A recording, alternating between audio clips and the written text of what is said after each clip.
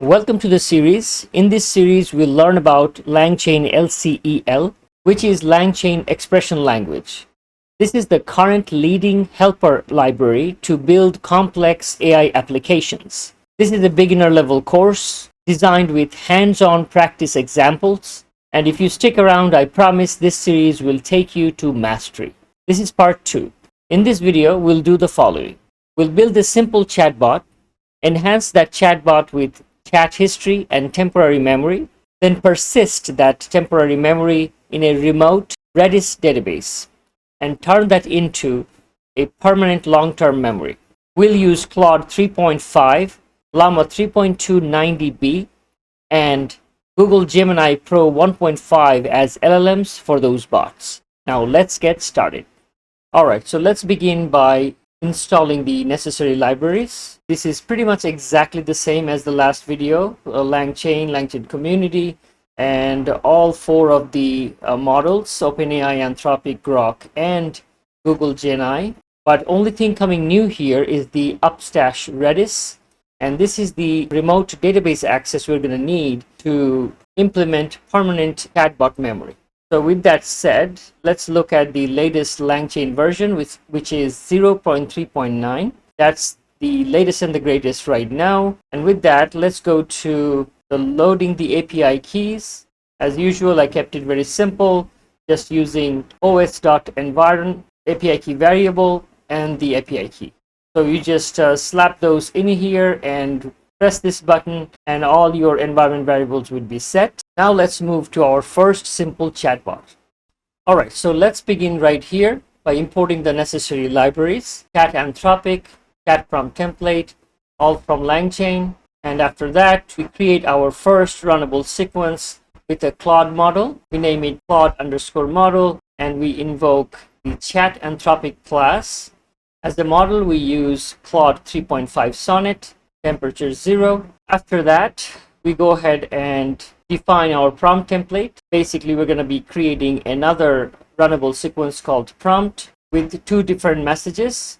Now, this is something you should be familiar with by now because this is what we used in our last video. And also, not to worry, one whole video is coming up dedicated to just explaining prompt templates. So just be patient. For now, let's go with this set of prompts where we have 2 different types of prompts, system and human. And we keep the system prompt simple. You are a helpful assistant. And as a human prompt, we use this input variable. And the reason being, this is the variable that can be used so that our user can keep asking question or send requests over and over. That's why this needs to be a variable. Now let's move to the next. This is where the actual chatbot logic begins by creating an infinite loop with while true, where we keep asking the user for input. And the reason we call it an infinite loop is because if we did not give it an exit clause like this, it will keep running forever, right? So that's why we also set these 3 exit clauses, like the user can type exit, quit, or buy, and then we can just say exiting and break out of the loop, thus ending this chat session. And within this loop, then we create a chain. A chain is basically a bigger runnable sequence which consists of other runnable sequences separating by pipe. Please don't worry, an entire series of videos will be coming up soon explaining chains. Here we see our Claude model, which is a model runnable sequence we built before, and the next one would be our prompt. This is the message runnable sequence. So both together we create this chain which we can invoke right here, chain.invoke, and at this point we have to provide this input variable's value as user prompt, which is right here.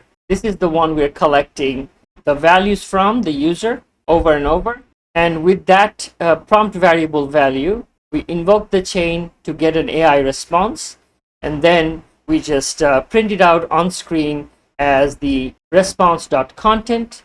We will only see the response text from the AI, and we're going to name it, we're going to title it assistant so that we know that it's coming from the AI, and we end it with a a dashed line to separate the conversations one from the other. And that being said, let's go ahead and run this thing. All right, we just ran our first chatbot. So let's see, what can we say here? Hi, I am Moose. All right, hello Moose. It's nice to meet you, blah, blah, blah. All right, so let's ask the next question. Which LLM are you? Okay, there you go. I am an assistant created by Anthropic, blah, blah, blah. So we already know which model we're using by asking it. But now notice one thing. If I ask, what is my name? Boom. Oh, I apologize, but I don't have any information, blah, blah, blah, blah. See, I just now told him my name, and yet he forgot. So this way, even though we have established a nice little chatbot for ourselves where we can continue conversation, but without having the necessary memory, we cannot really have any kind of effective conversation with this, right? I mean, it cannot even remember my name from one line before. So how can you ask it to write code and ask referential questions? It's not possible, right? So let's break out of it. And that's why, my friends, we need memory. So this is our conversation with our first chatbot. Now let's go enhance it a little bit and give it some sort of a chat history to work with. All right, so let's begin by bringing in all the libraries like Chat Grok, the one we're gonna use to access our Llama 3.2 model, and then Chat Prompt Template as usual. And one extra thing coming in is the conversation buffer memory from LangChain.memory. So with all that, let's first initialize our model sequence, which is Grok model, using Chat Grok. And as a model, we're going to throw in Llama 3.29 dB, temperature 0, and then we create our memory object by using conversation buffer memory function, and we give it a key, chat history, and this is the one it uses to locate the history of our chat and return messages equals true. Now, to find out what this means, let's go to another screen. All right, so whenever we use return message equals true, what happens is our memory object is returned in this nice structural way with roles and everything, allocated. I mean, these are like dictionaries in a list, in a Python list, very nicely and organized. But when we say return message to false, it's just going to lump everything together and build one whole sentence out of it, right? So the question is why? I mean, this structural reporting we need for chat models, right? For continuing conversation, we can take this, save it in a database, etc., etc. That will be very helpful for our chat models to read and continue with the conversation. But this is for non-chat models. For example, if we want to build something using AI, like semantic search bots or something else that does not require a structural output, especially with older models that are not familiar with user assistant, all that structure, this would be the format to use, right? So now we know what return message true and false means. With that, let's go back. All right, so now let's move to the next step, which is creating that usual infinite loop and having the user prompt to collect the user requests. And this would be our exit clause for the infinite loop. And here comes the new stuff, chat history. This is the variable. We're going to use memory.load memory variables, and passing the key, we're going to go ahead and load it all up in this chat history variable. This will have our entire history in the message format that you just saw. Nice little structured output there. And with that, we move to the next step. This time, we're going to define our loop inside that infinite loop. And this time, what we're going to do with our usual list of messages or prompts, we're going to add chat history to it. Chat history plus our messages to build our prompt sequence, right? With all that, we're going to go ahead and build our chain. And this time, we're going to use our prompt sequence and our LLM sequence. which is grok model separated by pipe. We're going to pass these two runnable sequence to build our chain sequence. And next, we're going to go ahead and we're going to create an input dictionary where we're going to set values to our variables. Like input would be user prompt, and chat history would have the value of chat history that we just recently loaded up with all our chat history data. Now we are ready to invoke our chain, and we're going to pass our inputs variable here to invoke the chain to get a response from our AI. But before we print it all out, we're going to go ahead and save it using memory.saveContext and input user prompt output response.content. That means this would be the latest conversation, the last question that user asked and last answer the AI given us, right? So we're going to collect those and add to our memory. That way we enrich our history with all the necessary data.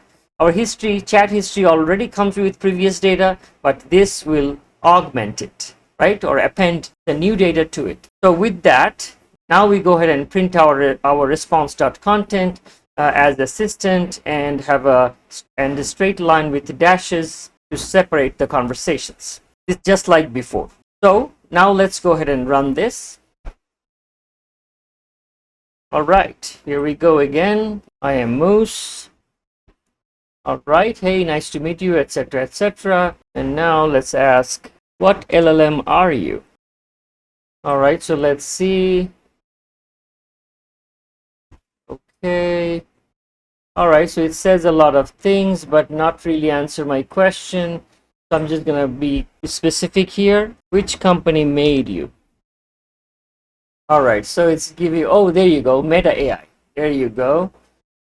Trust me, it gave a completely different response before, but now it's just baffling me with its bullshit. That's what AI is. All right, so before it gave me very precise answer, now it's, oh, okay, blah, blah, blah, blah, blah. That's fine. But now let's ask the real question. What is my name? There you go, your name is Moose. Now it remembers me, right?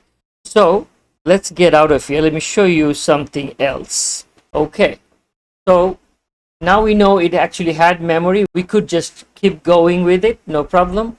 But now that session is over, let's run it again and ask, hi, what is my name? There you go. Happy to help, blah, blah, blah, but it has no clue as to what my name is. So this is our next problem. It has temporary memory, but it is not sustained or persisted. So the next session, it will not remember anything, right? What if our ChatGPT did that, right? We would feel crazy. So that's why we need permanent memory, and that's coming up next. All right, so this would be our final bot with some permanent memory to our chatbot. Okay, so as usual, we are loading these things up. But this time, as you can see, there's a whole bunch of libraries we're loading, namely Chat Google Generative AI. This is the one we will use to work with Gemini models. And then chat prompt. And one extra thing coming in is message placeholder, string output parser. This is for a structured output, runnable with message history. This will prepare our memory data. And then upstash Redis chat history, chat message history. This is the one will help us work with remote Redis database. And then you already know this one, conversation buffer memory, and a runnable. This is just a type for our runnable sequences. And we need this time because we're using all these fancy functions, right? All right, that being said, we just create our LLM object or initialize our LLM using Chat Google Generative AI function with a model of Gemini 1.5 Pro, temperature 0, and we define our prompt with chat prompt template dot from messages. This is just like the usual prompt, but besides our system and human, we have one extra thing going, which is messages placeholder, and as a variable or a key, we know now what a key is, right? So this is chat history is going to be our key to locate our chat history data. And the others are usual. You are a friendly AI assistant. That's our system prompt. And the human prompt would be an input variable, right? Now, next, we will work with the Redis database connection. Right here, we will have our URL to the Upstash Redis DB and our token. Now, I'm making this visible because right after this video, I'm going to go ahead and delete this, so I don't care. Now, let me take you to the Upstash Redis database portal first, so that you are familiar with it. All right, so this is my Redis database. I'm calling it Chatbot, and this is a Upstash portal. As you can see, all the details are right here. You can actually collect all the necessary information from right here, the Upstash URL, the token, etc. They also have a nice little usage tracker. Pretty nice. Even has a data browser, and this is where, as you can see, a small chat history going, and this is how our data is stored. And this is the important part, chat_1. This is called the session ID, which we're going to take a look at next. Now let's go back. All right, so now that we have our URL and token all set, now we go ahead and connect to the database. We call it history. This is where we store the entire history that you just saw using Upstash Redis chat message history. We're sending the URL, token, PTL 500, and most importantly, the session ID, chat1. So since you saw the chat1 already there, we're going to have a chat2. We're going to change this one. All right. And now we're going to move to our conversation buffer memory. We are familiar with this one, but this time we have one extra item in there. We're providing the memory key, chat history. This is the history locator, right? This is the key that this function will use to locate the memory and then return message true or structured output. And this is the new guy, chat memory, where we load up the actual information or actual data that we collect from here. This is to locate, this is the actual data, right? So now our memory is ready, history is ready, all ready. So next, what we do, we create a function, get session history. As I mentioned before, the history or these, to collect the history, the session ID is extremely important. So we're going to pass this session ID, this guy right here, to this variable, and it will return our history for that specific session. So this is a function we're going to use later. Now we're ready for our first chain. This time we have chain : runnable. This only means this data type of this chain is runnable that we brought in from LangChain, equals prompt pipe Google model piped structured output person. So we're already familiar with prompt and model sequence, right? But this time we're bringing in one extra, which is str output parser or string output person. All it's gonna do is what we have been doing manually so far, like just to before printing we had to do result dot content, right? To go to specifically to that text data, and that's exactly what it's gonna do. It looks fancy, but its job is very simple. That being said, now we are ready for a bigger chain. Chain with history equals runnable with message history. As you saw up top, we brought this in from LangChain, and this will have these arguments. Chain get session history, that function we just declared here, that will return our actual history data when given a session ID, and then input message key is input, as we mentioned up here, this guy right here, and history message key is chat history. Basically, we're loading it all up. The variables, we are loading it.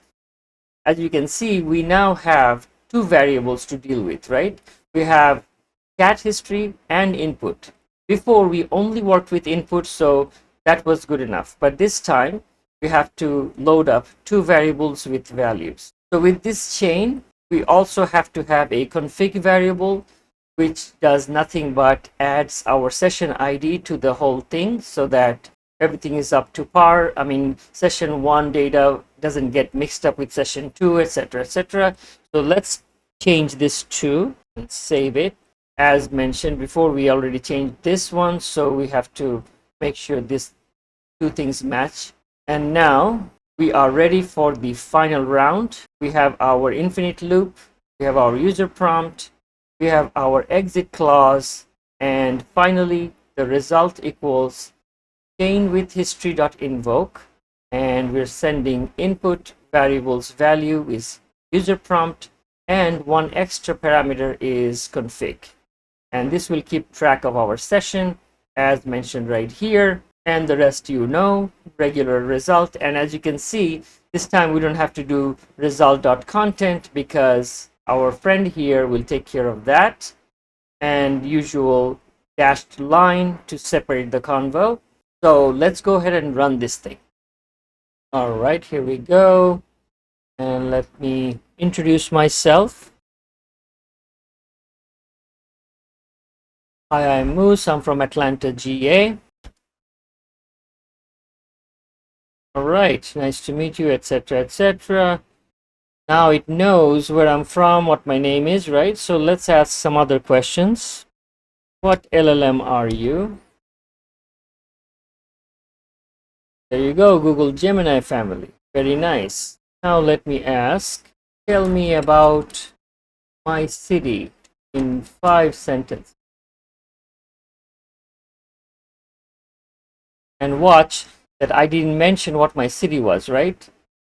And look at that. Atlanta is the capital of Georgia, blah, blah, blah, blah, blah. All that stuff it said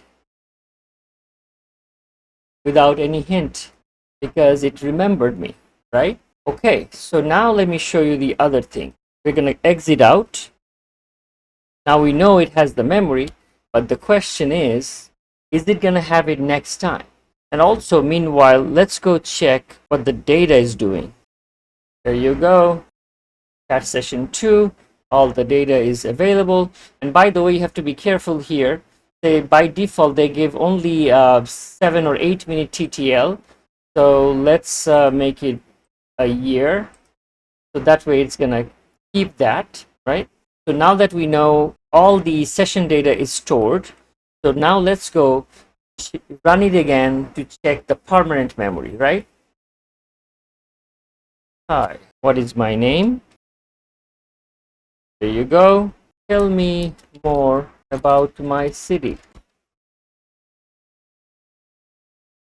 Okay, it's taking its time. Oh, look at that. It wrote a book on my city, which is Atlanta, Georgia. There you go. Ended up rating a book, and we're very happy with this guy. With that, we say bye and get out. All right, so before we finish, let's look at what we've been recording so far, or tracing. This is our Langsmith portal, and here is the one we are working on, our project name, LangChain LCEL Mastermind Series. And so far, it recorded 41 transactions by us with 2% error. So let's go in. All right, look at this. Remember I mentioned everything can be runnable. See, even the message history is a runnable one. And then the runnable sequences, pretty much every conversation, we can just go in and see what runnable sequence we're talking about. See, this was done by Grok. We have the entire conversation. We have the time it took, token spent, success rate, and then metadata, anything you want. Let's go back. Actually, let's go back and pick up this one. Let's look at a runnable message history. And look, here it is showing that we're inserting the history and then loading the history up to send to the AI message as message. And then this is the full conversation, Google Generative AI, which is Gemini. Also, I can see one little error it caught. So let's see what that one is. See, this is how you can actually trace the problems and errors and things like that. And looks like it was something to do with the Google Colab error that is not very significant. But all the details we can actually get right from here using Langsmith. with a simple little setup that we did at the beginning. And with that, we also conclude our video of Chatbot Essentials.